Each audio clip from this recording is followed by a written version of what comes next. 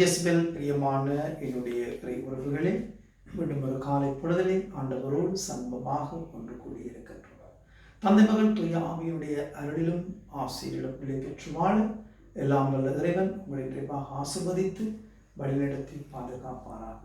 இன்றைய இந்த நாளுக்குள் நாங்கள் திருப்பாடல் ஆசிரியருடைய வார்த்தைகளோடு நுழைவோம்.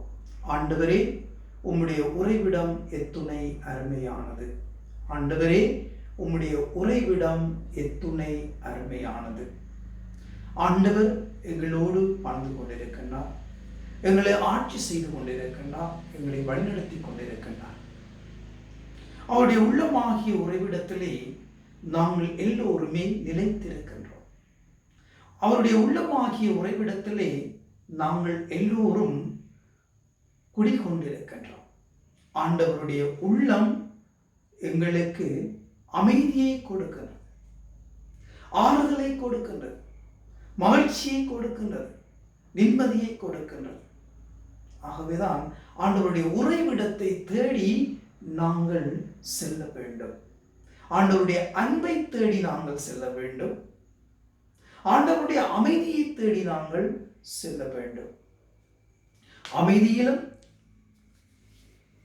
நாங்கள் ஒவ்வொருவரும் ஆண்டவர் கொடுக்கக்கூடிய அவருடைய வழிகாட்டுதலிலும் இறை பராமரிப்பிலும் நாங்கள் நாளுக்கு நாள் வளர்ந்து கொண்டிருக்கின்றோம்.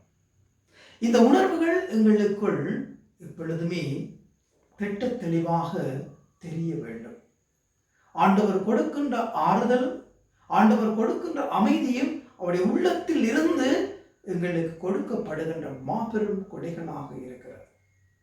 ஆகவேதான் நாங்கள் ஒவ்வொருவரும் ஆண்டவருடைய உறைவிடத்திலே நாங்கள் மகிழ்ந்து அந்த உறைவிடத்தில் இருந்து நாங்கள் பெற்றுக்கொள்ளக்கூடிய அமைதியையும் ஆறுதலையும் மற்றவர்களோடு பகிர்ந்து கொண்டு அமைதியை கொடுப்பவர்களாக, அமைதியை எடுத்துச் செல்பவர்களாக, ஒருவர் ஒருவருக்கு ஆறுதலாகவும் அமைதியாகவும் இருந்து என்னுடைய இறை வாழ்க்கையை இறைவனோடு வழிநடத்தி செல்ல தயாராக வேண்டும்.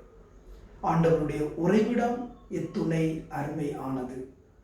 அவருடைய உறைவிடத்தில் இருந்துதான் நாங்கள் ஒவ்வொருவரும் இறை ஆட்சியோடு, இறை உரிமையோடு எங்களை நாங்கள் கிறிஸ்தவர்கள் என்று நாங்கள் சொல்லிக் கொள்ளுகின்றோம். ஆகவேதான் கிறிஸ்துவோடு வாழுகின்றோம், கிறிஸ்துவோடு பயணிக்கின்றோம், கிறிஸ்துவில் நிலைத்திருக்கின்றோம்.